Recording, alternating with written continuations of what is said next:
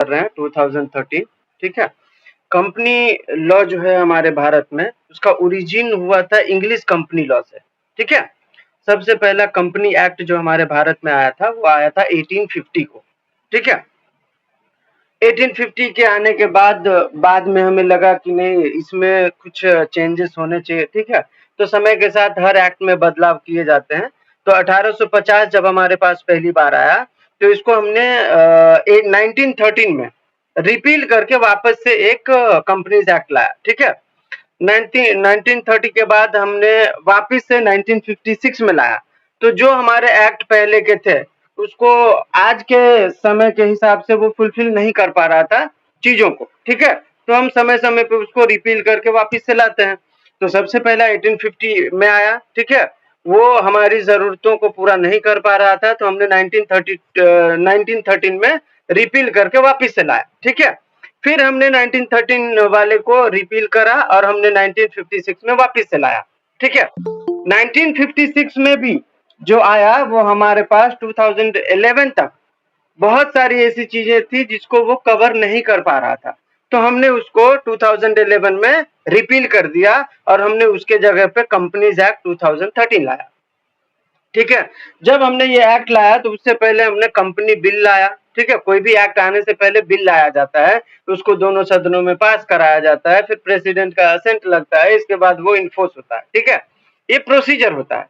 तो company bill जो है हमारा जो 2013 का था एक्ट, उसका जो बिल आया था वो आया था 2011 में, ठीक है। इसको हमने लोकसभा में 18 दिसंबर 2012 को पास कराया, ठीक है। इसके बाद ये बिल राज्यसभा में गया, राज्यसभा में 8 अगस्त 2013 में पास हुआ, ठीक है। जब दोनों सदनों में पास हो गया तो फिर ये प्रेसिडेंट के असेंट के लिए गया और उस पे 29 अगस्त 2013 को असेंट मिल गया। तो जैसे ही एसेंट मिल जाता है वो एक्ट बन जाता है, ठीक है। कोई भी बिल जिस पे एसेंट मिल गया राष्ट्रपति का, तो वो हो जाता है एक्ट, ठीक है। तो ये एक्ट बन गया और इस एक्ट को फिर इन्फोर्स किया गया 30 अगस्त 2013 को, ठीक है। तो ये है हमारे कंपनीज एक्ट का बैकग्राउंड कि ऐसे आया था, ठीक है। अभी जो हमारे पास है कंपनीज एक्ट, हम उसके बारे में पढ़ेंगे क्योंकि हमारे सिलेबस में वो है। तो कंपनीज एक्ट 2013 में 470 सेक्शन है, टोटल 470 है। इतना करने की जरूरत नहीं है, हमारा जो सिलेबस है बहुत शॉर्ट में है, ठीक है। और जो हम लोग सिर्फ एग्जाम पॉइंट ऑफ व्यू से देखेंगे कि हमें क्या जरूरत है। तो मैंने जो पीडीएफ बनाया है वो मतलब मोटा मोटी आपको कंपनीज एक्ट के बारे में सब कुछ बता देता है। वैसे तो बारीकी से पढ़ोगे तो 470 सेक्शन पढ़ना पड़ेगा, ठीक है।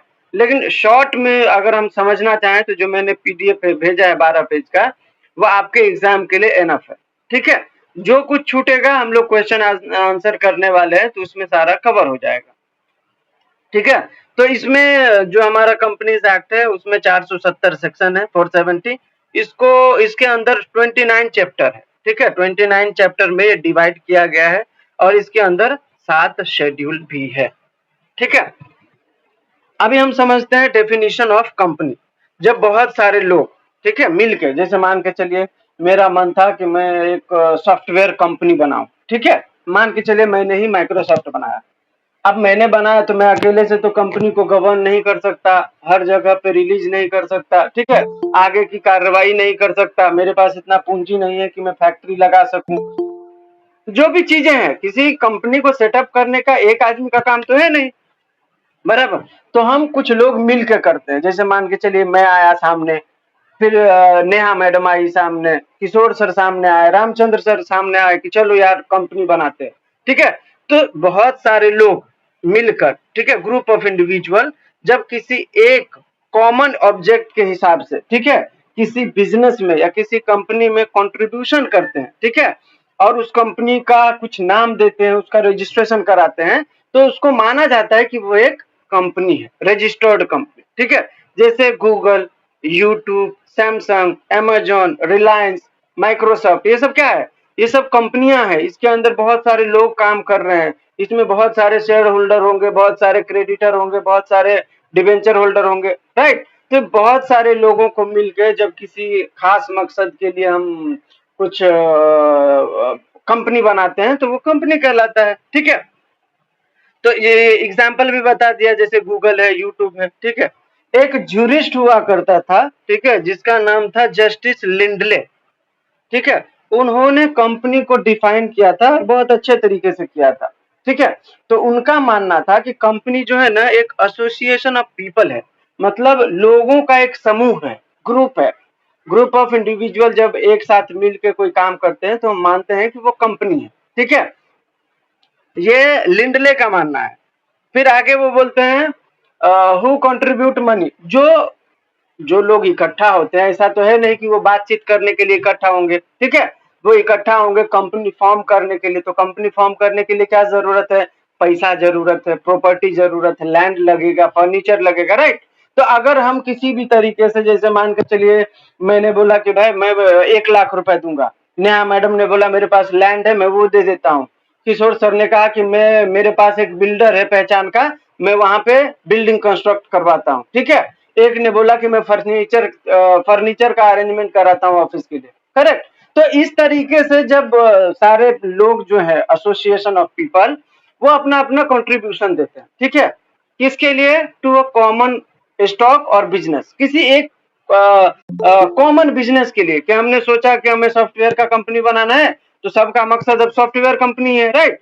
तो हमने, हमारा सबका मकसद एक ही है। इसके बाद है employed for a common purpose, एक ही पर्पज है हमारा, ठीक है, कि हम सॉफ्टवेयर कंपनी को आगे ले जाएंगे, जितना मुनाफा होगा हम कमाएंगे, आराम से जिंदगी जिएंगे, राइट। तो पर्पज भी सबका एक ही होता है। इसके बाद क्या बोल रहा है, कौन बीच में, the common stock which is contributed by the member in form of money is the capital of the company. ये बोल रहे हैं कि जो पैसा मेंबर लगाते हैं, ठीक है, उस पर्टिकुलर एसोसिएशन के द्वारा जो पैसा लगाया जाता है उसको कैपिटल बोला जाता है, ठीक है, उस कंपनी का कैपिटल हम मानते हैं। इसके बाद बोल रहा है the person who contribute it और whom it belongs are called member, ठीक है। जो भी बंदा, अभी जो मैंने बताया कि मैंने 1 लाख रुपए दिया, किशोर सर ने लैंड दे दिया, नेहा मैडम ने बिल्डर को खड़ा कर दिया, वहां पे किसी बंदे ने फर्नीचर लगवा दिया, राइट। तो जो भी मेंबर उसमें कंट्रीब्यूशन करते हैं उसको मेंबर कहा जाता है, ठीक है। ये लिंडले का मानना है। अगला है the proportion of capital to which member is entitled is called their share, ठीक है। ये बोल रहा है कैपिटल, जो भी कैपिटल आपने लगाया उसका जो प्रोपोर्शनेट अमाउंट होता है, ठीक है, जिसपे मेंबर का राइट होता है उसको शेयर बोला जाएगा, ठीक है, जिसके लिए मेंबर एंटाइटल होता है। इसके बाद है शेयर आर ऑलवेज ट्रांसफरेबल, जो शेयर होगा वो ट्रांसफरेबल होगा। जैसे मान के चलिए मैंने 1 लाख का कंपनी बन गया, ठीक है, उसमें मैंने 10,000 रुपए दिया था, ठीक है। अब मैं चाहूं तो मैं अपना शेयर किसी और को बेच के उस कंपनी से निकल सकता हूं। तो ऐसा होता है, अगर आपने शेयर खरीदा, ठीक है, और आपको बेचना है, किसी को देना है, तो आप कर सकते हो। तो यहाँ पे लिंडले का मानना है कि शेयर आर ऑलवेज ट्रांसफरेबल, ठीक है। तो ये हो गया आपका डेफिनेशन ऑफ कंपनी। अब हम देखेंगे कैरेक्टरिस्टिक्स ऑफ कंपनी, ठीक है। तो कैरेक्टरिस्टिक्स ऑफ कंपनी का पहला कैरेक्टर क्या है कि ये इनकॉर्पोरेटेड एसोसिएशन होता है, ठीक है।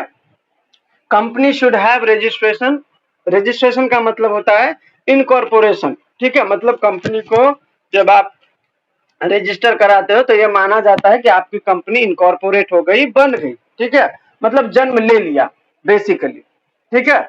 Minimum number of person required for the purpose of incorporation और रजिस्ट्रेशन, ये बोल रहा है कि कंपनी जो होता है वो एसोसिएशन के द्वारा इनकॉर्पोरेट किया जाता है, ठीक है, लोगों के द्वारा वो बनाया जाता है। अब ये जो बनाया जाता है उसको रजिस्ट्रेशन लेना पड़ता है, ठीक है, कंपनीज एक्ट के अंदर, क्योंकि कंपनी एक्ट के अंदर अगर आपने अपने कंपनी का रजिस्ट्रेशन नहीं कराया तो आपकी कंपनी इलीगल मानी जाएगी, ठीक है। तो हम क्या करते हैं, हम उसका रजिस्ट्रेशन कराते हैं अपने कंपनी का। तो कंपनी को रजिस्ट्रेशन कराने जब हम जाते हैं तो वहां पे रजिस्ट्रेशन के लिए पूछा जाता है कि आपकी कंपनी कौन सी है, पब्लिक कंपनी आप खोल रहे हो, प्राइवेट कंपनी खोल रहे हो, या 1 पर्सन कंपनी खोल रहे हो। तो उसके हिसाब से आपको उतने मेंबर लेके जाने पड़ेंगे। अगर आपने पब्लिक कंपनी खोला है, ठीक है, उसका रजिस्ट्रेशन कराना है तो आपको कम से कम 7 मेंबर को जो है उसमें इंट्रोड्यूस करना पड़ेगा, ठीक है। अगर आपने प्राइवेट कंपनी खोल रखी है, ठीक है, उसका रजिस्ट्रेशन कराने आए हो तो मिनिमम 2 मेंबर होना चाहिए। और 1 पर्सन कंपनी है तो उसमें तो 1 पर्सन होना ही चाहिए, ठीक है।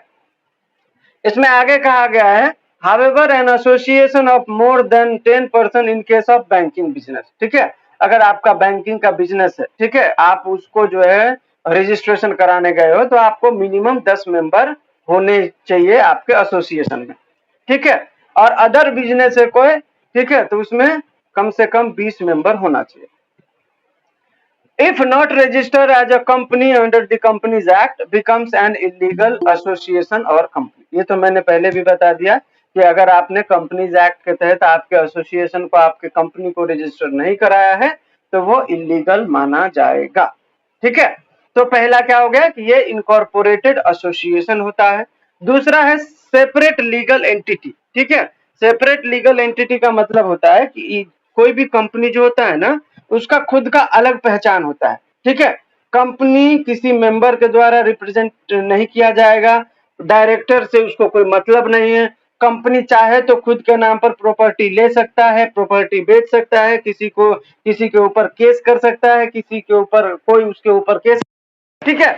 वो लीगल क्या होता है, सेपरेट लीगल एंटिटी होता है, उसको किसी से कोई मतलब नहीं होता। कंपनी चाहे तो अपने नाम पे कोई भी प्रॉपर्टी खरीद के बेच सकती है, ठीक है। ये प्रिंसिपल किस केस से आया था, ये आया था सॉलोमन वर्सेस सॉलोमन का केस लॉ में भेज दूंगा, आप लोग डिटेल में पढ़ लीजिएगा, ठीक है। तो ये हो गया सेपरेट लीगल एंटिटी। तीसरा क्या है इसका characteristics, artificial person. Artificial person का मतलब क्या है, देखो पर्सन जो होता है वो दो टाइप का होता है, एक नेचुरल, एक आर्टिफिशियल। नेचुरल का मतलब जैसे ह्यूमन बींग है, हम लोग हैं, नेचुरल पर्सन है, हमारी मौत निश्चित है, ठीक है, हम मरेंगे ये फिक्स है।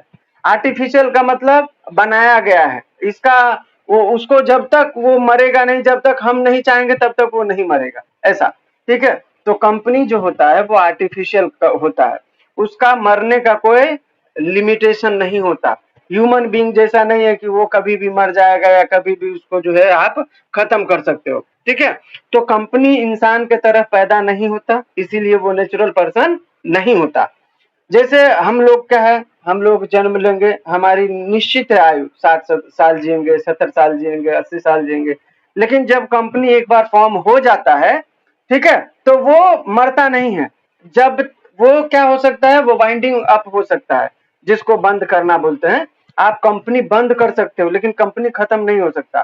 कंपनी मान के चलिए आपने कंपनी बनाई, ठीक है, आप शेयर होल्डर थे, आपने कंपनी बनाया, आपका उम्र हो गया, आप मर गए, दूसरा आया, तीसरा आया, चौथा आया, मरा गया, आया, ऐड हुआ, जुड़ता गया, ठीक है, और कंपनी बढ़ती गई। तो कंपनी मरता है क्या, नहीं मरता। कंपनी के अंदर जो भी लोग आते हैं वो आते जाते हैं, आते जाते हैं, आते जाते हैं, लेकिन कंपनी स्टिल ग्रोइंग, कंपनी आगे बढ़ते जाता है, ठीक है। तो कहने का सार ये है कि कंपनी जो है इंसान के तरह पैदा नहीं होता है, इसीलिए ये नेचुरल पर्सन नहीं है, आर्टिफिशियल पर्सन है। आर्टिफिशियल पर्सन क्यों है, क्योंकि इसको लोग मिल के बनाते हैं। कंपनी को कोई जन्म देता है क्या, कंपनी का कोई माँ बाप है क्या, नहीं है। तो कंपनी को क्या किया जाता है, बनाया जाता है। तो जब हम किसी को बनाएंगे तो वो नेचुरल नहीं होगा, वो आर्टिफिशियल होगा, ठीक है। तो इसीलिए कंपनी जो होता है वो आर्टिफिशियल पर्सन होता है। नेक्स्ट क्या है कैरेक्टरिस्टिक्स में, लिमिटेड लाइबिलिटी। कंपनी, ये जो हमारा एक्ट है कंपनीज एक्ट, ये बोलता है कि इसमें जो भी बंदा होगा, ठीक है, उसने जितना पे करने का डिसाइड किया होगा उसकी लाइबिलिटी भी उतनी ही होगी, ठीक है। अब मान के चलिए कोई कंपनी शुरू किया गया, उसमें मैंने 5,000 रुपए लगाए, ठीक है। अब मान के चलिए उस कंपनी ने कुछ लोन ले रखे थे और उसको कर्ज हो गया, ठीक है, मतलब वो कंपनी डूब गई, अब कंपनी के ऊपर 50,000 का कर्जा हो गया, राइट। मैंने तो लगाए थे 5,000, तो इसका मतलब क्या है, मैंने 5,000 लगाया था तो कंपनी का जो 50,000 का लॉस है वो मैं भरूंगा, नहीं भरूंगा। मैं सिर्फ 5,000 के लिए लायबल हूं क्योंकि मैंने उतने ही पे किए थे, ठीक है। तो ये जो कंपनीज एक्ट है इसका मेन कैरेक्टरिस्टिक्स में एक ये भी है कि इसमें लाइबिलिटी जो होता है मेंबर का, शेयर होल्डर का, वो लिमिटेड होता है, ठीक है। इसमें जो भी, जैसे मान के चलिए मैंने 5 के लगाया, 5 के, तो मेरी लाइबिलिटी जो होगी उतनी ही होगी, उससे ज्यादा नहीं होगा। तो लाइबिलिटी लिमिटेड रहता है। जो कंपनी है, कंपनी इटसेल्फ क्या है, वो आर्टिफिशियल पर्सन है। अगर उसने खुद के नाम पर कहीं पे लोन ले रखा है या कहीं से डेब्ट लिया है, ठीक है, तो उसको जो भरना पड़ेगा उसके लिए जो लायबिलिटी है वो अनलिमिटेड है, लेकिन जो शेयर होल्डर है उसके लायबिलिटी जो होते हैं वो लिमिटेड होता है। ठीक है, ये याद रखना। लायबिलिटी जो होगा मेंबर का वो लिमिटेड होगा, लेकिन कंपनी खुद के नाम पर जब कोई डेब्ट वगैरह लेती है और इंसॉल्वेंट हो जाती है तो उसका जो लायबिलिटी होता है कंपनी का वो अनलिमिटेड होता है। ठीक है, नेक्स्ट है परपेचुअल सक्सेशन। ठीक है, परपेचुअल सक्सेशन का मतलब क्या होता है, मैंने क्या बताया अभी कि कंपनी जो है नेचुरल पर्सन नहीं है। ठीक है, आर्टिफिशियल पर्सन है। तो कंपनी नेचुरल पर्सन नहीं है, ठीक है, जिसकी एक उम्र फिक्स हो और मर जाए। कंपनी आर्टिफिशियल पर्सन है, ठीक है, इसका डेथ तो होगा नहीं। ये डेथ नहीं होगा तो कंपनी क्या होगा, इनडेफिनिट पीरियड तक चलेगा। लोग आएंगे जाएंगे आएंगे जाएंगे। 2010 में फॉर्म हुआ कंपनी, 12 में लोग आए, 13 में गए, 14 में नए आए, 15 में गए, 16 में नए आए, 17 में गए। तो ऐसे करके इंडिफिनिट पीरियड तक चलेगा वो। ठीक है, तो इसका जो परपेचुअल का मतलब क्या होता है, मैंने शुरू में बताया था आप लोगों को जब हम लोगों ने टीपीए किया था। ठीक है, तो परपेचुअल का मतलब क्या होता है कि कोई भी प्रॉपर्टी जो होता है ना, आप लिमिटेड पीरियड तक ही होल्ड करके रख सकते हो। ठीक है, लेकिन कंपनी इटसेल्फ आर्टिफिशियल पर्सन है तो वो तो मरेगा नहीं, तो कंपनी इंडिफिनिट पीरियड तक चलता है। ठीक है, उसका कोई फिक्स्ड पीरियड नहीं है। तो यही है कंपनी का परपेचुअल सक्सेशन। ये हमेशा के लिए कंपनी जो है चलते रहेगा, इसका कोई फिक्स पीरियड नहीं होगा जब तक हम कंपनी को सामने से बंद न कर दें। ठीक है, कंपनी को अगर हम टर्मिनेट कर देते हैं, बंद कर देते हैं, तो फिर वो कंपनी वहां से बंद हो जाएगा। अगर हम कंपनी को टर्मिनेट नहीं करते हैं तो फिर वो आजीवन चलेगा, लोग आएंगे जाएंगे आएंगे जाएंगे। तो यही होता है परपेचुअल सक्सेशन। ठीक है, इसके बाद क्या है, अभी हम पढ़ेंगे वाइंडिंग अप कैसे होगा। ठीक है, कोई भी कंपनी को हम वाइंडिंग अप कैसे करते हैं, खत्म कैसे करते हैं, इंड कैसे होता है, आगे हम लोग पढ़ने वाले हैं। अभी हम कैरेक्टरिस्टिक पढ़ रहे हैं तो इसीलिए हम लोग उतना ही पढ़ रहे हैं। ठीक है, अगला कैरेक्टरिस्टिक्स है ट्रांसफरेबिलिटी ऑफ शेयर। ठीक है, मैंने पहले ही बताया कि इसमें शेयर आपने खरीदा है तो आप ट्रांसफर भी कर सकते हो, कोई मसला नहीं है। ठीक है, मैंने कंपनी का शेयर लिया था, अब मुझे लग रहा है कि दूसरे कंपनी में मुझे शेयर खरीदना है, इसको बेच के मैं बेच के उस कंपनी से निकल जाऊंगा, किसी और को बेच दूंगा मैं। ठीक है, तो शेयर जो है बेचा जा सकता है। नेक्स्ट है आपका कॉमन सील। तो कोई भी कंपनी जब बनाया जाता है तो उसका एक कॉमन सील होता है ना, कि भाई वही होता है उस कंपनी का सिग्नेचर ऑफिशियल। ठीक है, किसी भी डॉक्यूमेंट पे आप देखोगे कंपनी का सील लगा रहता है। तो वो सील जो होता है, कंपनी तो इंसान है नहीं, बराबर, अब इंसान नहीं है तो वो सिग्नेचर कर नहीं सकता, बराबर। तो एक सील होता है जो कंपनी का ऑफिशियल सिग्नेचर माना जाता है, तो उसी को कॉमन सील बोला जाता है। ठीक है, इसके बाद अगला है सेपरेट प्रॉपर्टी।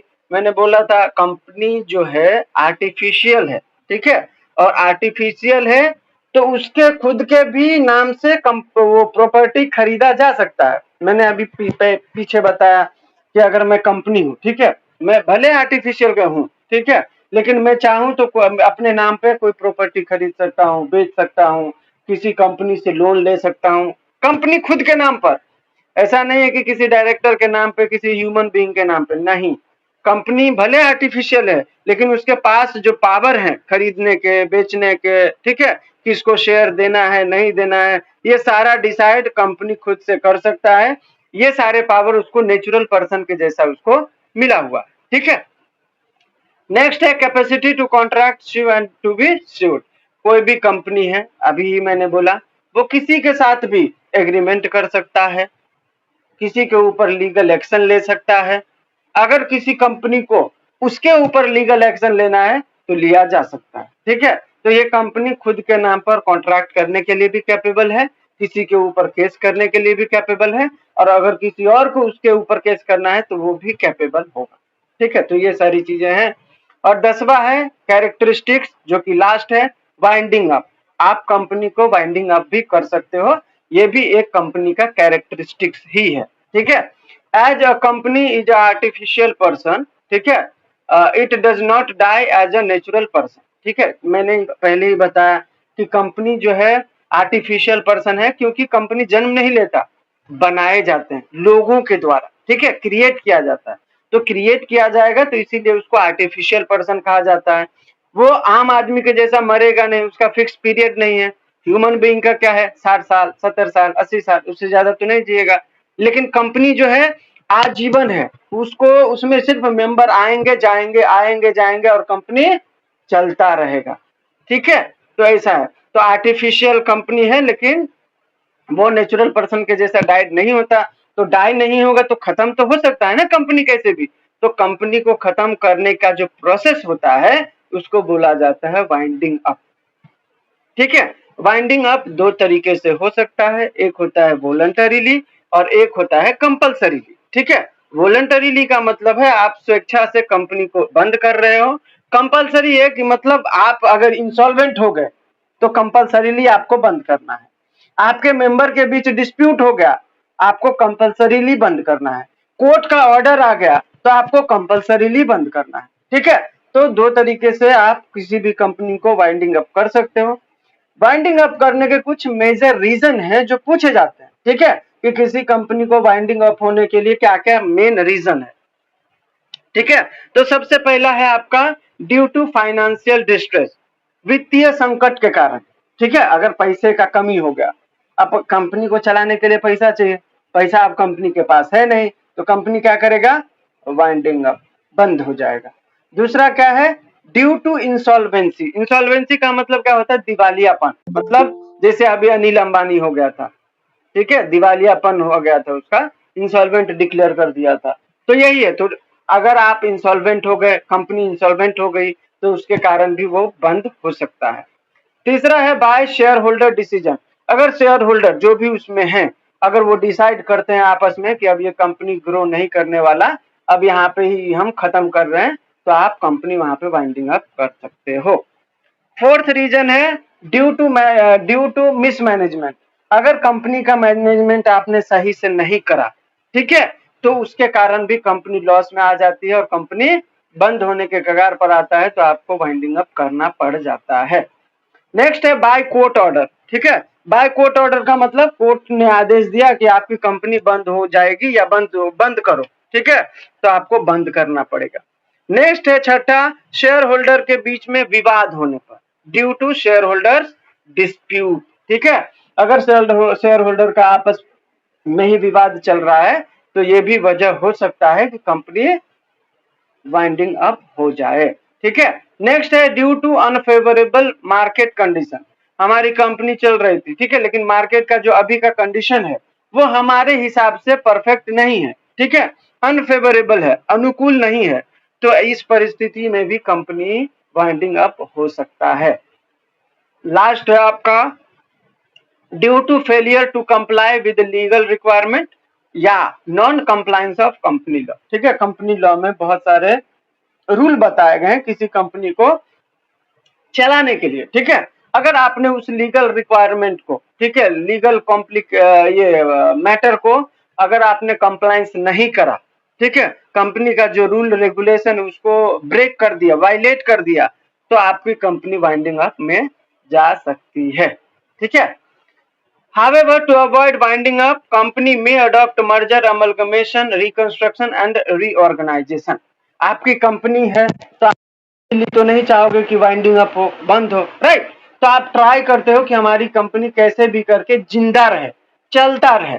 तो आप क्या करते हो, आप कर सकते हो मर्जर, आप कर सकते हो अमेलगमेशन। ठीक है, मर्जर का मतलब क्या होता है, किसी कंपनी के साथ कोलैबोरेट कर देना। ठीक है, मर्ज हो जाना उस कंपनी के साथ। ठीक है, तो उसको बोला जाता है मर्जर। वाइंडिंग अप नहीं हो, इसके लिए आप किसी दूसरे कंपनी के साथ मर्ज हो सकते हो। ठीक है, जैसे अभी आपको पता होगा वोडा आइडिया के साथ मर्ज हो गया, बराबर, वीआई हो गया ना, तो उसको बोला जाता है मर्जर। अमलगमेशन भी एक वो देता है आपको पावर कि आप अपने कंपनी को वाइंडिंग अप ना करके किसी और कंपनी के साथ मिक्स होके धंधा चलाओ। ठीक है, तो अमलगमेशन का मतलब होता है मिक्स, मतलब किसी और कंपनी के साथ मिलके काम करो। ठीक है, जैसे अभी आपको पता होगा बैंक ऑफ बड़ौदा था ना, बीओबी, वो विजया बैंक से और देना बैंक से मिक्स हो गया, तीनों अब मिलके काम कर रहे हैं, बराबर। तो ये होता है अमलगमेशन। तो देना बैंक भी नहीं बंद हुआ, विजया बैंक भी नहीं बंद हुआ, बैंक ऑफ बड़ौदा भी बंद नहीं हुआ, अब तीनों मिलके काम कर रहे हैं। तो कंपनी को बचाने के लिए लोग इस तरीके का जो है हथकंडा अपनाता है, किसी कंपनी के साथ मर्ज हो जाता है या मिक्स हो जाता है, अमलगमेशन कर लेता है या रिकंस्ट्रक्ट भी होता है। जब मैंने कोई कंपनी बनाया, मुझे लगता है कि यार इस हिसाब से कंपनी ग्रो नहीं करेगा, मुझे वाइंडिंग अप करना पड़ जाएगा, तो हम क्या करते हैं, रिकंस्ट्रक्शन करते हैं अपनी कंपनी का, ठीक है, वापिस से, और फिर हम चलाते हैं। तो हमारी कंपनी बंद भी नहीं होती और फिर दूसरे तरीके से चलने भी लगता है। रीऑर्गेनाइजेशन, आप कंपनी को वापिस से रीऑर्गेनाइजेशन भी कर सकते हो, तो वाइंडिंग अप होने से बच जाता है। ठीक है, तो ये था आपके कैरेक्टरिस्टिक्स के अंदर सारी चीजें कवर हो गई। ठीक है, यहाँ तक में किसी को कोई डाउट हो, समझ में आया? ये बेसिक चीजें हैं। ठीक है, अगर आप ये पता होगा ना आपको, तो आप कहीं 2-4 लाइन बोल सकते हो कि कंपनी क्या है। वैसे तो 470 सेक्शन जो है ना, किसी वकील को भी नहीं पता होगा जो उस फील्ड में काम करता होगा। पढ़ने वाले हैं फॉर्मेशन ऑफ कंपनी। ठीक है, कंपनी को फॉर्म कैसे किया जाता है।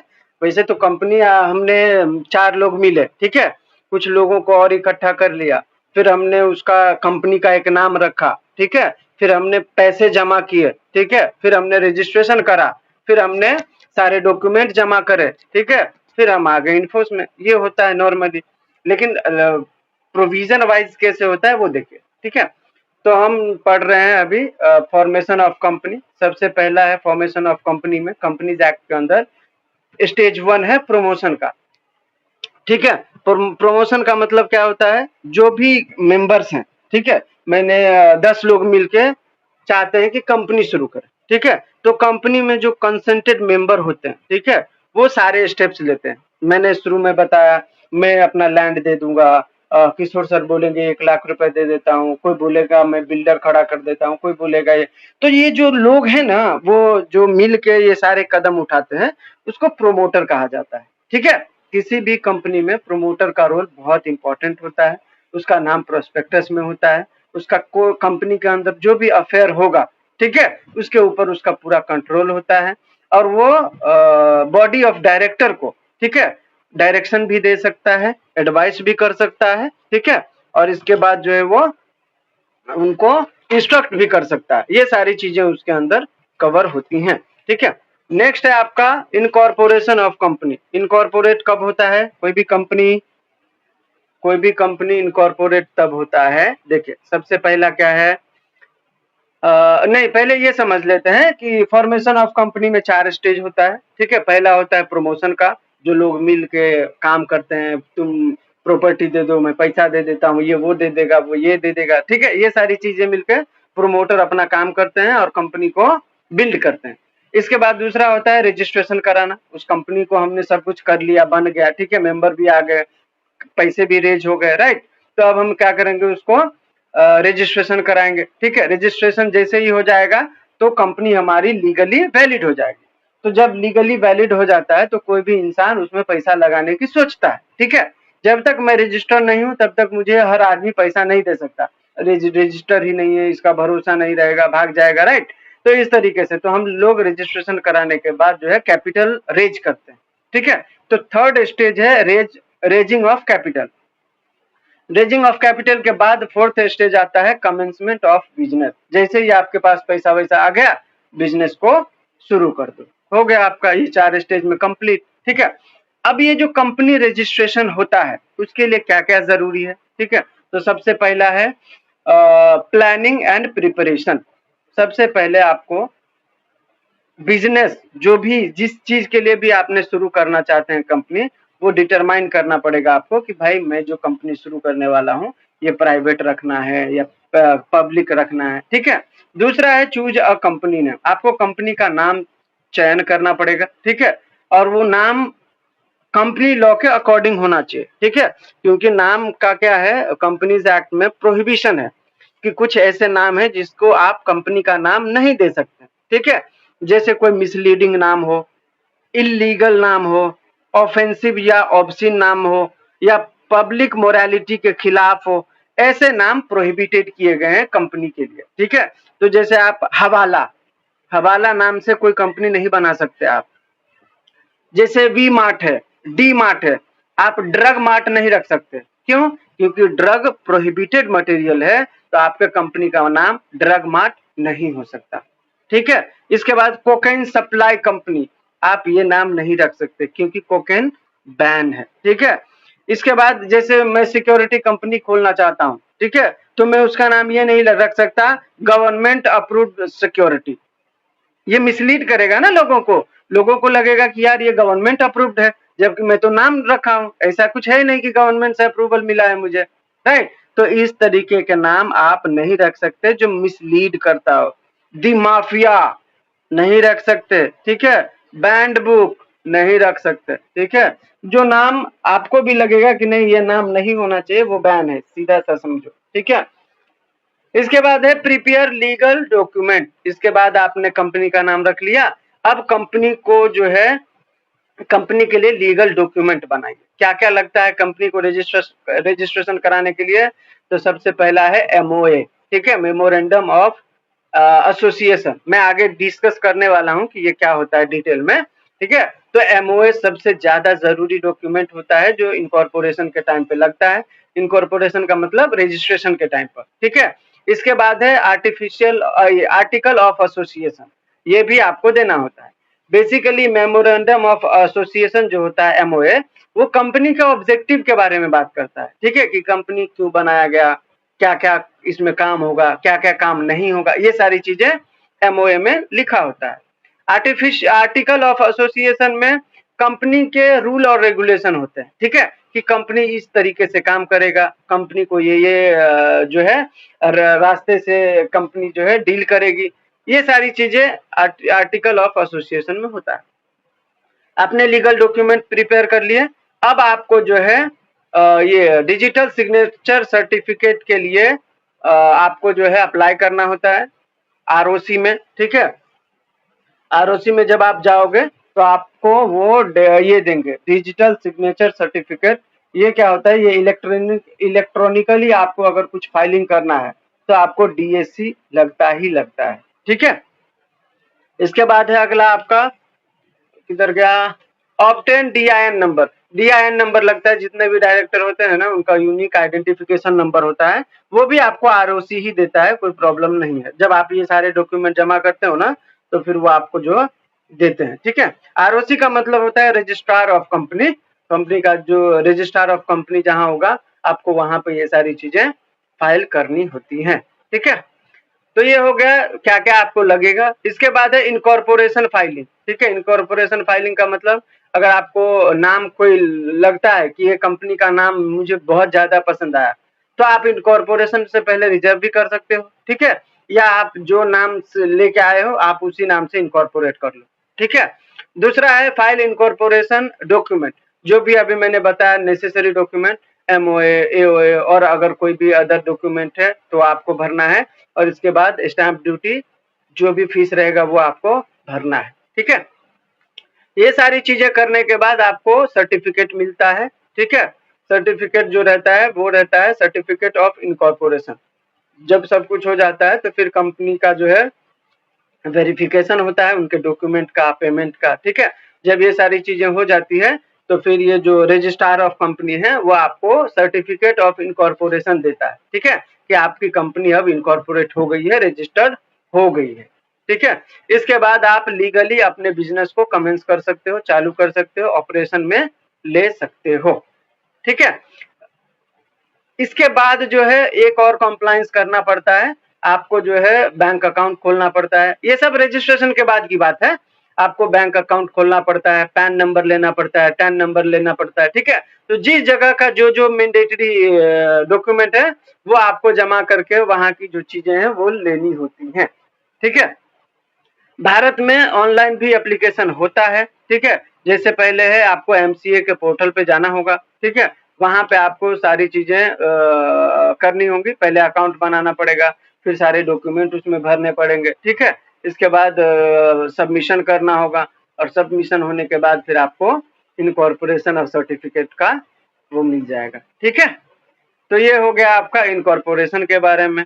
नेक्स्ट है आपका इम्पोर्टेंट डॉक्यूमेंट, जो अभी मैंने पढ़ा ना कि आपको रजिस्ट्रेशन कराने जाओगे तो आपको कंपनी के लिए इंपॉर्टेंट डॉक्यूमेंट देने होते हैं।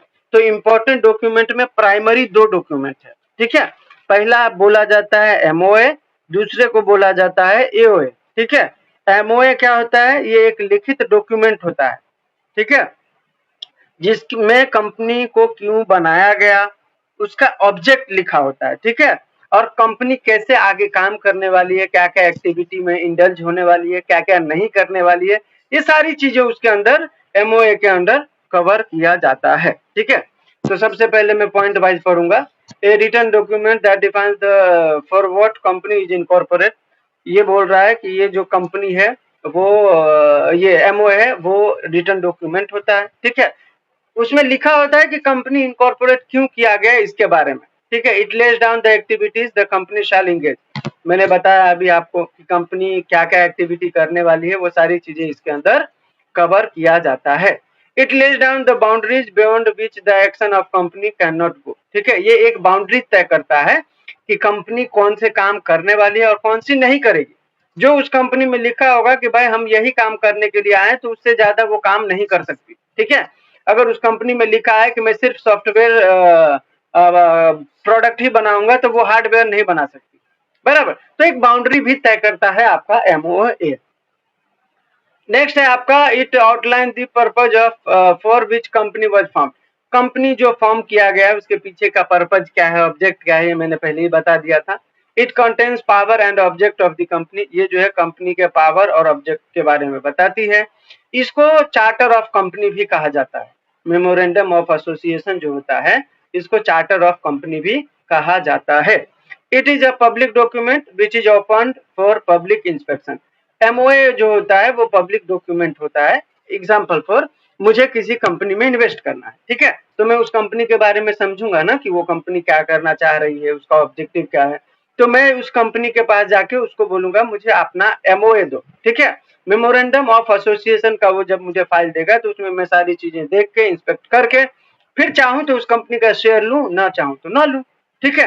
तो एमओए जो है वो एक पब्लिक डॉक्यूमेंट है जो पब्लिक को इंस्पेक्शन के लिए कभी भी दिया जा सकता है, ठीक है। मेमोरेंडम ऑफ एसोसिएशन को सेक्शन 2 सब सेक्शन 56 में डिफाइन किया गया है, ठीक है। अकॉर्डिंग टू लॉर्ड मैकमिलन एक जूरिस्ट थे, उन्होंने मेमोरेंडम ऑफ एसोसिएशन को डिफाइन किया था।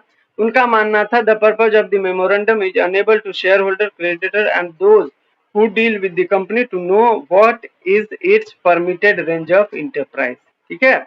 लॉर्ड मैकमिलन का मानना है कि मेमोरेंडम ऑफ एसोसिएशन जो होता है वो शेयर होल्डर को, क्रेडिटर को, ठीक है, अनेबल करता है, उसको ये अधिकार देता है, ठीक है, कि वो कंपनी के बारे में सारी जानकारी जुटा पाए, ठीक है, कि वो इंटरप्राइजेस में क्या परमिट है, क्या नहीं है, ठीक है, कंपनी किस चीज से डील करने वाली है, किस चीज से नहीं डील करने वाली है, ये सारी चीजें एमओए में डिफाइन किया हुआ होता है, ठीक है।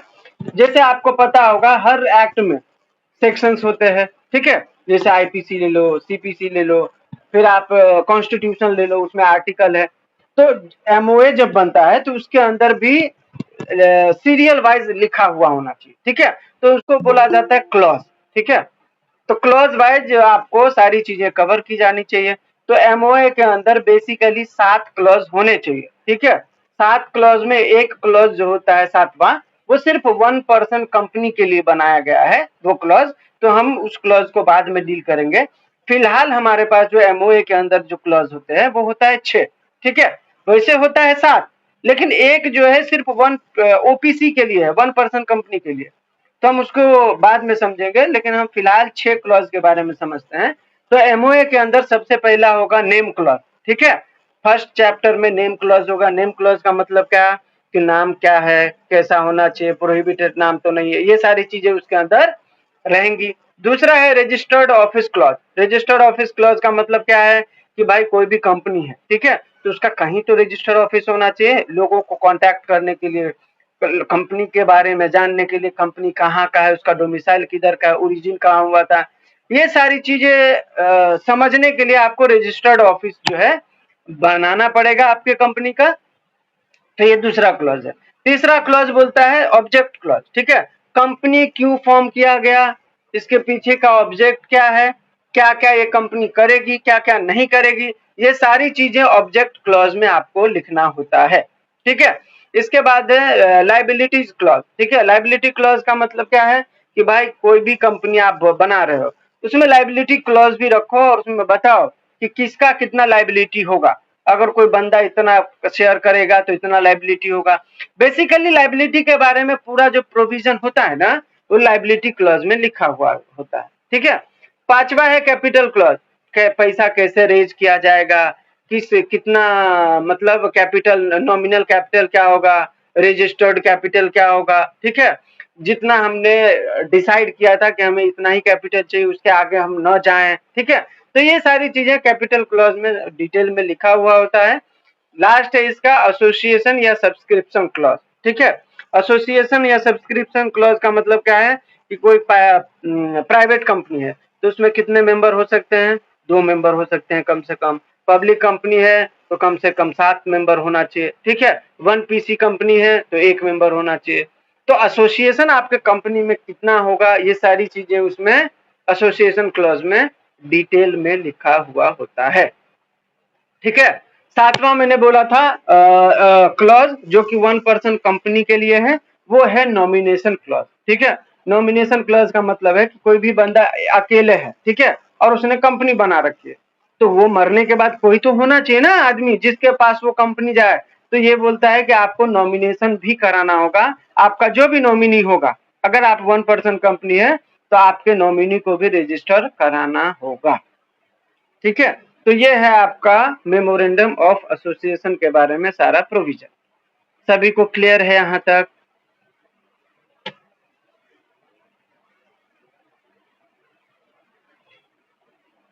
ठीक है, दूसरा जो इंपॉर्टेंट डॉक्यूमेंट है, ठीक है, जो कंपनी को रजिस्ट्रेशन कराने के टाइम पे लगता है उसको बोला जाता है एसोसिएशन ऑफ आर्टिकल। ठीक है, मतलब आर्टिकल ऑफ एसोसिएशन।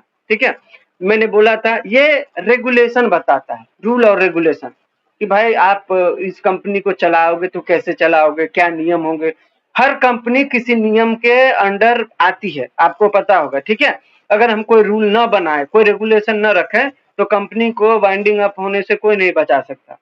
ठीक है, अगर हम ये रूल ना बनाए कि जो भी डायरेक्टर है वो ऑफिस में 10 बजे आएगा तो वो डायरेक्टर 1 बजे भी आएगा, 2 बजे भी आ सकता है, तो जो शेयर होल्डर आएंगे नए जिनको शेयर खरीदना है वो किससे मिलेगा, बराबर। तो जब हम कोई रूल नहीं बनाएंगे, रेगुलेशन नहीं बनाएंगे तो कंपनी ग्रो नहीं करेगा। तो इसीलिए सबसे पहले आपके कंपनी का ऑब्जेक्ट क्लियर होना चाहिए। ठीक है, कि आप क्या करने वाले हो। तो क्या करने वाले हो इसके लिए आपको एमओए देना होता है। ठीक है, आप किस तरीके से करने वाले हो, आपके रूल क्या होंगे, रेगुलेशन क्या होंगे, उसके लिए आप एओए देते हो। ठीक है, आर्टिकल ऑफ एसोसिएशन बोला जाता है। ठीक है, देखो क्या बोलता है, एओए आर कंपनीज बायलॉज और रूल एंड रेगुलेशन। मैंने बताया आपको एओए जो होता है आर्टिकल ऑफ एसोसिएशन वो कंपनी के बायलॉज होते हैं, वो आपको फुलफिल करने होते हैं, फॉलो करने होते हैं। रूल होता है वो कंपनी का that governs the management of internal affair and the conduct of the business. ठीक है, अगर आपने रूल रेगुलेशन नहीं रखा तो आपके मैनेजमेंट गड़बड़ हो जाएंगे। अफेयर जो इंटरनल अफेयर होगा या कंडक्ट होगा वो सारी चीजें इधर की उधर हो जाएंगी। तो इसीलिए आर्टिकल ऑफ एसोसिएशन जरूरी होता है। ठीक है, आर्टिकल ऑफ एसोसिएशन जो होता है वो एमओए के नीचे आता है। ठीक है, क्योंकि हमने अभी सबसे पहले क्या पढ़ा था, एमओए। ठीक है, अब हम पढ़ रहे हैं एओए। तो एमओए के सब ऑर्डिनेट माना जाता है एओए को। ठीक है, कि आपको जो 2 प्राइमरी डॉक्यूमेंट देने होते हैं रजिस्ट्रेशन के लिए उसमें सबसे पहले आपको ऑब्जेक्टिव क्लॉज देने होते हैं जिसको एमओए बोलते हैं, और दूसरा देना होता है रूल और रेगुलेशन जिसको एओए बोलते हैं। ठीक है, तो एमओए के नीचे आता है आपका एओए। ठीक है, the MOA lays down what is to be done. ठीक है, एमओए बोलता है कि हमें क्या करना है, हम क्या करेंगे इसके बारे में हम आपको बताएंगे। ठीक है, और ये बोल रहा है AOA lays down how is to be done. ठीक है, मतलब एओए बोलता है कि हम कैसे उस काम को करेंगे ये बताऊंगा। ठीक है, तो एमओए बोलता है कैसे करेंगे, नहीं सॉरी क्या करेंगे, और ये वो बताता है कैसे करेंगे, सिर्फ यही फर्क है। ठीक है, अब देखिए इसमें सेक्शन 7 है, उसका सब क्लॉज ए है कंपनीज एक्ट का। वो बताता है कि एओए जो होगा वो प्रिंटेड होना चाहिए, ठीक है। आर्टिकल ऑफ एसोसिएशन जो होता है वो प्रिंटेड फॉर्म में होगा और वो पैराग्राफ वाइज जो होगा वो डिवाइडेड होगा, ठीक है। जैसे क्या क्या होना चाहिए उसमें, तो देखो सबसे पहले है कंटेंट ऑफ आर्टिकल में पहला अलॉटमेंट ऑफ शेयर होना चाहिए, शेयर सर्टिफिकेट्स होने चाहिए, ठीक है। ये सारी चीजें उसके अंदर रहेंगी। पहले दूसरा क्लॉज पढ़ते हैं इसका, signed by each subscriber of the MOA in the presence at least one witness, ठीक है। तो जो भी एमओए में प्रेजेंट होंगे विटनेस, ये सब्सक्राइबर, वो सारे साइन करेंगे किसके ऊपर, एओए के ऊपर, ठीक है, एक विटनेस के सामने, ठीक है। ये आपका मैंडेटरी है एओए के लिए। अब एओए के लिए अंदर क्या क्या होना चाहिए, अभी मैंने एमओए का क्लॉज पढ़ा था ना, 6 क्लॉज था। इसी तरीके से आपका आर्टिकल ऑफ एसोसिएशन के अंदर भी बहुत सारे क्लॉजेस है। इसमें क्लॉजेस नहीं बताया गया है, इसमें पॉइंट वाइज बताया गया है कि ये सारी चीजें आपको कवर करनी है, ठीक है। तो सबसे पहला है आपका ये एओए के लिए अलॉटमेंट शेयर होना चाहिए, ठीक है। उसके रूल उसके अंदर कवर होंगे, शेयर सर्टिफिकेट के रूल कवर होंगे कि कैसे शेयर सर्टिफिकेट बांटे जाएंगे, करेक्ट। इसके बाद इसमें दिया जाएगा कि कंपनी का लीन ऑफ शेयर होगा, उसको कैसे कवर किया जाएगा, अनपेड और पार्टली पेड रहेगा उसका क्या। तो बेसिकली आर्टिकल ऑफ एसोसिएशन में मैंने क्या बताया, रूल और रेगुलेशन बताया, ठीक है। तो ये जो नीचे पॉइंट कवर किए गए हैं ना, उसके बारे में सारा रूल और रेगुलेशन कौन बताएगा, एओए। अलॉटमेंट ऑफ शेयर करना है, शेयर को अलॉट करना है, कैसे होगा, रूल क्या रहेगा, उसका कंडीशन क्या रहेगा, वो सारी चीजें एओए के अंदर होगा। शेयर सर्टिफिकेट देना है, कैसे दिया जाएगा, किसको मिलेगा, कब मिलेगा, ये सारा रूल कहाँ होगा, एओए में होगा। जनरल मीटिंग होना है, कब होगा, कैसे होगा, क्यों होगा, कितने दिनों में होगा, इसका रूल रेगुलेशन कौन तय करेगा, एओए में रहेगा, ठीक है। शेयर किसी का फॉरफिट करना है, उसने पैसा नहीं भरा, शेयर फॉरफिट कर लो, कैसे करोगे, कुछ तो रूल होना चाहिए ना, कुछ नियम होने चाहिए, ऐसे तो आप नहीं कर सकते किसी का भी शेयर फॉरफिट कर लो, बराबर ना। तो ये सारा रूल और रेगुलेशन जो होता है वो आर्टिकल ऑफ एसोसिएशन के अंदर बताए गए होते हैं कि भाई इस तरीके से आपके शेयर फॉरफिट कर लिए जाएंगे, जनरल मीटिंग इस तरीके से कंडक्ट किया जाएगा, अपॉइंटमेंट अगर किसी को करना है मैनेजर वगैरह रैंक का तो इस तरीके से किया जा सकता है, ठीक है। बोरो अगर किसी से कुछ करना है तो इस तरीके से होगा, वोटिंग राइट अगर किसी को दिया जाएगा तो इस तरीके से दिया जाएगा, राइट। समझ में आ रहा है एओए के बारे में सारी चीजें हैं। तो बेसिकली इस सब के बारे में प्रोविजन बनाता है, रूल और रेगुलेशन बताता है, ठीक है, कि आपको ये सारी चीजों के बारे में प्रावधान करना है। यहां तक सभी को क्लियर है, किसी को कोई डाउट, ठीक है। अगला हम देखते हैं, यहाँ पे देखिए, as per section 14 alteration add can be done by passing special resolution, ठीक है, at annual general meeting. AGM का जब मीटिंग होगा ना तो आप एडिशन या अल्टरेशन अगर आपको करना होगा तो आप कर सकते हैं, ये सेक्शन 14 में आपको पावर दिया गया है। Every alteration must be communicated with registrar of company ROC with in 30 days, ठीक है। अगर कोई भी अल्टरेशन करना है तो आपको आरओसी को इन्फॉर्म करना पड़ेगा विद इन 30 डेज, ठीक है। तो अभी देखो 2 पॉइंट में कवर किया गया है, क्या, MOA provides fundamental information about company, ठीक है। MO is subordinate of company, company के नीचे जो आता है वो सबसे पहला जो है वो एमओए ही है, ठीक है। और एओए जो है वो provides bylaws and rule and regulation of a company, AOA is subordinate of MOA, ठीक है। ये 2 पॉइंट था, ये कवर करना जरूरी है। यहाँ तक सभी को क्लियर है, तो हम लोग बढ़ेंगे टाइप्स ऑफ कंपनी के बारे में, ठीक है। हम लोगों ने कंपनी बना लिया, अब कंपनी कितने टाइप का होता है इसके बारे में हम लोग समझ रहे हैं। तो सबसे पहला देखिए, यहाँ पे मैंने 5 ही कवर किए हैं, कंपनी 7-8 तरीके से फॉर्म किया जा सकता है, ठीक है। तो सबसे पहला है बेस्ड ऑन मेंबर, ठीक है। मेंबर के नंबर के आधार पर भी आप कंपनी फॉर्म कर सकते हो। अगर आपके पास एक ही आदमी है और आप खुद हो तो आप ओपीसी बना सकते हो, 1 पर्सन कंपनी, ठीक है। अगर आपके पास कम से कम 2 मेंबर है और ज्यादा से ज्यादा 200 मेंबर है तो आप प्राइवेट कंपनी बना सकते हो, ठीक है। अगर आपके पास कम से कम 7 मेंबर है और अनलिमिटेड मेंबर है, 300-400 मेंबर है आपके पास, ठीक है, तो आप पब्लिक कंपनी बना सकते हो, ठीक है। तो ये नंबर ऑफ मेंबर के आधार पर है, ओपीसी, प्राइवेट कंपनी और पब्लिक कंपनी। दूसरा है based on liability of member, member के लाइबिलिटी के आधार पर भी कंपनी बनाया जाता है, ठीक है। लिमिटेड बाय शेयर, अगर किसी का शेयर लिमिटेड है तो लिमिटेड बाय शेयर कंपनी होगा। अगर गारंटी के आधार पर है तो लिमिटेड बाय गारंटी कंपनी होगा। ये पूछा नहीं गया है कभी भी, लेकिन ये एक तरीके का टाइप है, इसीलिए मैंने इसको कवर किया है, ठीक है। मेनली पूछा जाता है नंबर ऑफ मेंबर के आधार पर, OPC, private company, limited company, ठीक है। और एक पांचवा जो है डोमिसाइल के आधार पर वो पूछा जाता है, डोमेस्टिक कंपनी और फॉरेन कंपनी। बाकी जो मैंने ये जो है बेस्ड ऑन कंट्रोल या बेस्ड ऑन कैपिटल, ये सब पूछा नहीं जाता है कभी भी, ठीक है, लेकिन फिर भी एक टाइप का फॉर्म है तो हम पढ़ रहे हैं, ठीक है। इसके बाद है आपका बेस्ड ऑन इनकॉर्पोरेशन, कंपनी को इनकॉर्पोरेट करने के आधार पर भी कंपनी का जो है टाइप होता है। एक होता है गवर्नमेंट कंपनी, जिसमें गवर्नमेंट का जो है 51% पेड अप शेयर कैपिटल होता है। दूसरा होता है होल्डिंग कंपनी, ठीक है, जिसमें अदर कंपनी का 50% होता है। तीसरा होता है सब्सिडियरी कंपनी, ठीक है, और फोर्थ होता है एसोसिएट कंपनी। तो ये जो है कंपनी है बेस्ड ऑन कंट्रोल, किसका कंट्रोल है। अगर गवर्नमेंट का कंट्रोल है गवर्नमेंट कंपनी, अगर होल्डिंग कंपनी का कंट्रोल है होल्डिंग कंपनी, अगर सब्सिडियरी कंपनी है, कोई कंपनी मेन था, ठीक है, उसने किसी को होल्ड कर लिया, किसी कंपनी को, नीचे वाले कंपनी को कंट्रोल कर रहा है, सब्सिडियरी कंपनी। और एसोसिएट कंपनी का मतलब किसी कंपनी से एसोसिएट करके वो काम कर रहा है, एसोसिएट कंपनी, ठीक है। ये पूछा नहीं जाता है, फिर भी मैंने लिख दिया। नेक्स्ट है आपका बेस्ड ऑन कैपिटल एक्सेस या लिस्टिंग स्टेटस, ठीक है।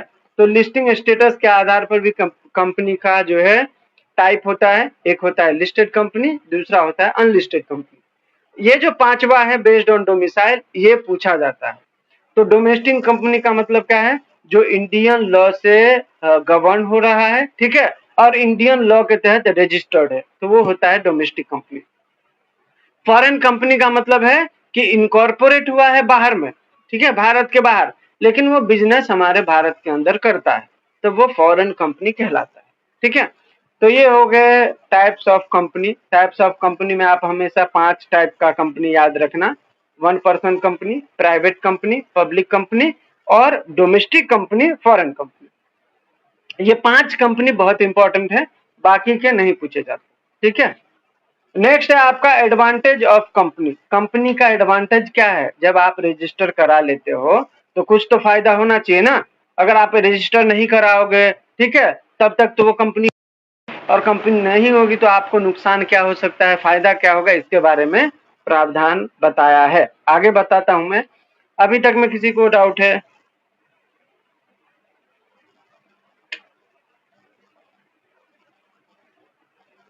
ठीक है, देखिए अब एडवांटेज क्या है। तो एडवांटेज में सबसे पहला है लायबिलिटी जो होता है वो लिमिटेड होता है, ठीक है। जब आप कोई कंपनी रजिस्टर कर लेते हो, ठीक है, तो उसमें आपका जो है, जो भी आपका शेयर आपने लिया है, ठीक है, तो उसका जो लायबिलिटी होता है वो लिमिटेड हो जाता है, ठीक है। आपने जितने रिस्क लिए हैं, जितने पैसे जमा किए हैं, आपका रिस्क उतना ही होगा, उससे ज्यादा नहीं होगा।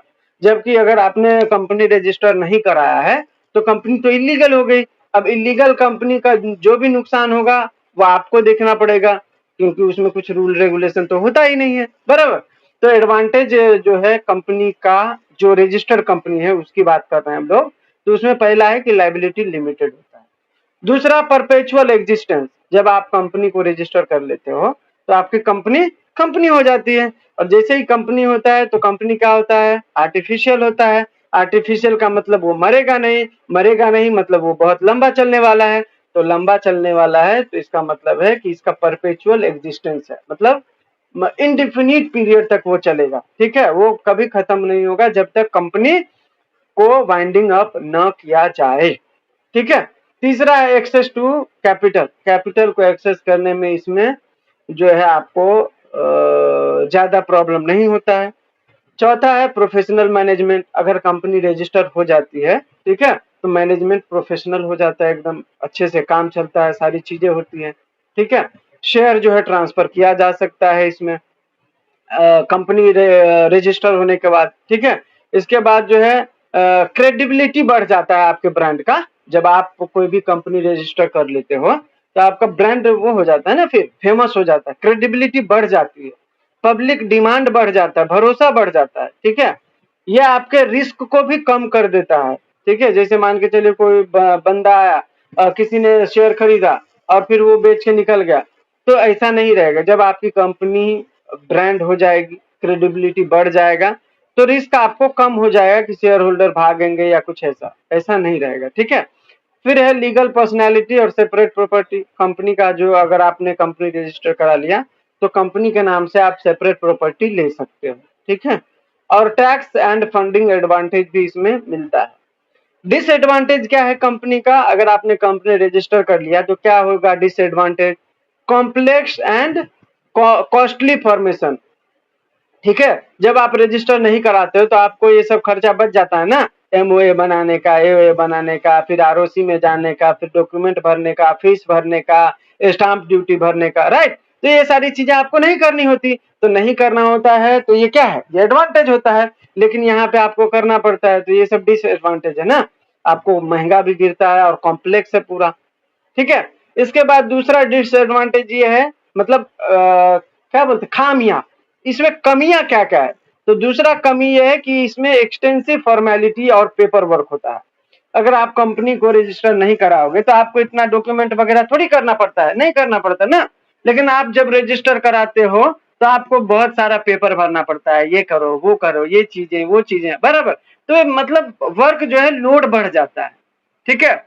लॉस ऑफ प्राइवेसी, आपके प्राइवेसी का लॉस हो जाता है। जब आप कंपनी बनाते हो तो आपको कंपनी में क्या क्या है आपको सारी डिटेल देनी होती है, बराबर। जब आप सारा डिटेल देते हो, फाइनेंशियल स्टेटमेंट दे देते हो, एनुअल रिटर्न देते हो, ये सारी चीजें आपको देनी होती है ना, और ये पब्लिकली देना होता है। तो आपका जो प्राइवेसी होता है वो खत्म हो जाता है। आपने कितना कमाया आप क्यों किसी को बताओगे? लेकिन कंपनीज एक्ट में बोलता है कि अगर आपने कमाया है तो आपको फाइनेंशियल स्टेटमेंट दिखाना पड़ेगा, तो दिखाओगे तो फिर आपकी प्राइवेसी बची कहाँ, बराबर। तो लॉस ऑफ प्राइवेसी भी इसका एक डिसएडवांटेज है। डबल टैक्सेशन देना होता है, ये भी डिसएडवांटेज है, ठीक है। इसके बाद है सेपरेशन ऑफ ओनरशिप। अगर कोई भी कंपनी है, आर्टिफिशियल कंपनी है, उसको कोई सामान लेना है तो उसका सेपरेट ओनरशिप हो जाता है ना। तो ये भी इसका एक गलत खामी है। रिस्क ऑफ फ्रॉड, ठीक है। अगर आपने कंपनी को रजिस्टर करा लिया, सबको पता चल गया कि भाई इस कंपनी में इतना इतना जो है ये सारी चीजें हो रही हैं, ठीक है, कंपनी में मेंबर बढ़ रहे हैं, आपके से वो शेयर बिक रहे हैं, तो इससे फ्रॉड का भी रिस्क जो है बढ़ जाता है, ठीक है। इसके बाद हो जाता है, अगला है डिफिकल्ट एंड कॉस्टली डिसोल्यूशन। इसमें अगर कोई विवाद शुरू होता है तो आपको एनसीएलटी में जाना पड़ता है, फिर आपको टाइम कॉस्ट ये सारी चीजें भर के वो करना होता है। तो ये सारी चीजें इसके अंदर जो है बेसिकली खामियां है, ठीक है, अगर आप कंपनी बनाते हो तो। उम्मीद है आप लोगों को यहाँ तक सभी को समझ में आया हो। किसी को कोई डाउट?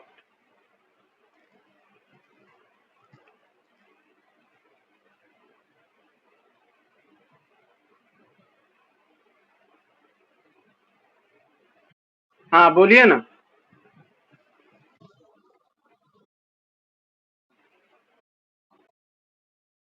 नहीं, क्या हुआ? हाँ,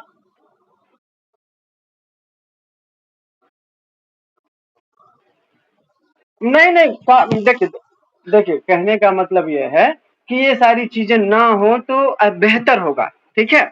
ऐसा नहीं है कि आपको लीगल जो फॉर्मेलिटीज है वो करनी ही पड़ेंगी, ठीक है। लेकिन यहाँ पे क्या बोल रहा है कि कुछ डिसएडवांटेज है, मतलब ऐसा लोगों को लगता है। आपको पता है जब कोई पेड़ से आम गिरता है, ठीक है, इसमें दो परसेप्शन होता है। एक बोलता है कि वो आम बहुत मीठा होगा, ठीक है, और दूसरा क्या बोलेगा कि नीचे में आम गिरा है ना, क्या नीचे में लोग गंदा किए होंगे, मत खाओ।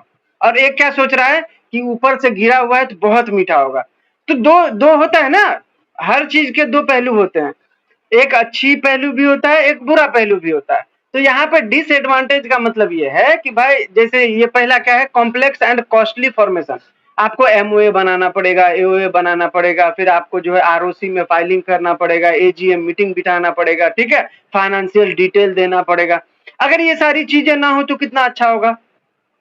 आप रजिस्टर कर लो, आपको एक फॉर्म भराओ, रजिस्टर कर दो, हो गया खत्म, आपको टैक्स मिलता जाएगा। ये एमओए बनाओ, एओ बनाओ, डीआईएन लो, सीआईएन लो, पैन लो, बैंक खोलो, ये खोलो, वो खोलो, कितनी सारी है। लोगों के टाइम जाते हैं, पैसे खर्च होते हैं सारी चीजों में, बराबर। तो कहने का मतलब यह है कि कंपनी बनाओ, ये सही बात है, और ये सारी चीजें प्रोविजन भी सही है, लेकिन कुछ को ऐसा लगता है कि ये सारी चीजें बहुत ज्यादा हो जाती है, ठीक है, ये डिसएडवांटेज होता है। समझ में आया आपको? ऐसा मतलब अच्छा पहलू।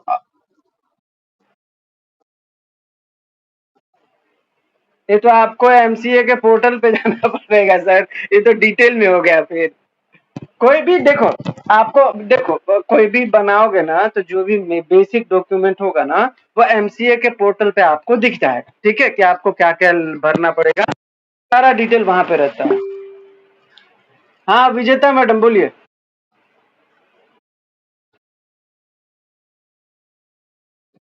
शॉर्ट में बताता हूँ, देखो देखो, एमओए जो होता है ना, किसी कंपनी का ऑब्जेक्टिव बताता है, ठीक है, कि भाई इसमें मैं कंपनी के लिए क्या करने वाला हूँ, ये कंपनी आगे क्या क्या कर सकती है, ये कंपनी किस फील्ड में काम करेगी, किस कंपनी, ये इस कंपनी का मेन मोटो क्या होगा, ठीक है। तो बेसिकली एमओए ऑब्जेक्टिव बताता है किसी कंपनी का, ठीक है। ए जो ए ओ ए जो है, बोलने में भी नहीं जमता है, आर्टिकल ऑफ एसोसिएशन जो होता है, वो लॉज, रूल और रेगुलेशन बताते हैं, ठीक है, कि भाई अगर इसमें डायरेक्टर को रखना है, ठीक है, तो कैसे रखेंगे। ऐसा तो नहीं है कि किसी रैंडम आदमी को उठा के डायरेक्टर बना दिया जाए, बराबर। उसमें कुछ रूल होने चाहिए, एजीएम का मीटिंग होना चाहिए, डायरेक्टर को अपॉइंट किया जाना चाहिए, डायरेक्टर का जो एलिजिबिलिटी होता है ये होना चाहिए। तो ये सारी चीजें कहीं पे तो जिक्र होना चाहिए ना इसका। ऐसा तो है नहीं कि आप रैंडम किसी आदमी को उठा के डायरेक्टर बना दो, या आप रैंडम किसी के शेयर को फोरफिट कर लो, ऐसा तो नहीं हो सकता ना। उसके लिए आपको रूल बनाने चाहिए कि अगर कोई भी बंदा अपना शेयर टाइम से नहीं भरता है तो उसका जो शेयर होगा वो फोरफिट कर लिया जाएगा, राइट।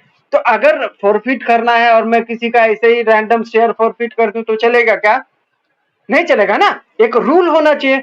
तो एओए जो होता है उसमें सारे रूल बताए जाते हैं, ठीक है, कि भाई अगर किसी का एजीएम होगा, एनुअल जनरल मीटिंग होगा, कहाँ होना चाहिए, कब होना चाहिए, 6 महीने में, साल में होना चाहिए, ठीक है, उसमें कितने बार अगर आप मीटिंग अटेंड नहीं करोगे तो आपको निकाल दिया जाएगा, कुछ तो रूल होना चाहिए ना। ऐसे में तो कोई मीटिंग अटेंड ही नहीं करेगा अगर कोई रूल ना हो तो, बराबर। तो ये सारी चीजें जो होती है वो रूल और रेगुलेशन एओए में होता है। और कंपनी के जो ऑब्जेक्टिव होते हैं, कंपनी कहाँ तक काम करने वाले है, आगे कंपनी का सोच क्या है, का फॉरेन कंट्री में भी इन्वेस्ट करना चाहती है क्या कंपनी, ये सारी चीजें एमओए में लिखा होता है। समझ में आया?